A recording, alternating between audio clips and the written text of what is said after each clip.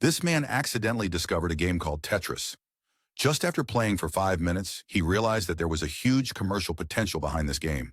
When he found out that this game had not yet been released in Japan, Hank immediately bought the distribution rights for Japan for $20,000. After this, he took a demo of the game and went straight to Nintendo's headquarters and personally recommended the game to the company's president, Hiroshi Yamauchi. As soon as Yamauchi tried the game, he was quite impressed and offered $500,000 to buy the full rights. But Hank clearly refused this offer. Hank's thinking was much bigger than this. He wanted to release the game in collaboration with Nintendo.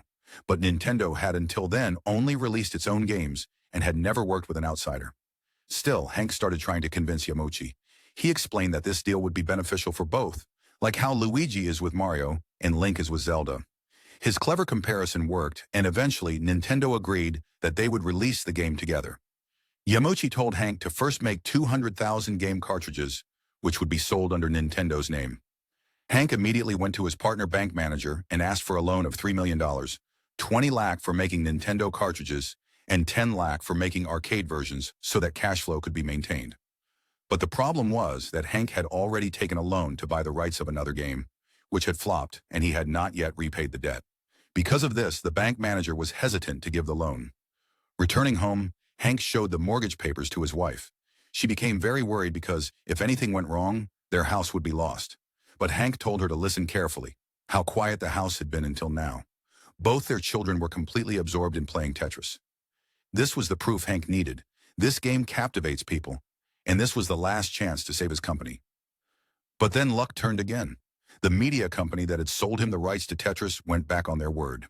They separated the arcade rights and sold them to Nintendo's competitor Sega for a higher price. Hank was filled with anger, but he could do nothing. Once again, his company was on the brink of destruction. Hank went again to Yamauchi and handed over the first prepared cartridges to Nintendo. Then he explained his situation in his own way and asked if Nintendo could be ready for 200,000 cartridges. Yamauchi liked this young businessman and invited Hank to see the Nintendo branch in Seattle and said that perhaps he might find a way there.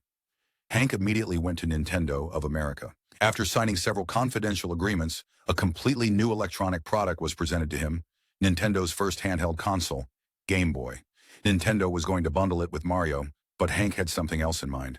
He took out his items and loaded Tetris onto the Game Boy and let everyone play. The decision was made at that moment. Tetris would be bundled with the first-generation Game Boy. Now Hank had to immediately solve a very big problem. Thank you for watching, and don't forget to subscribe.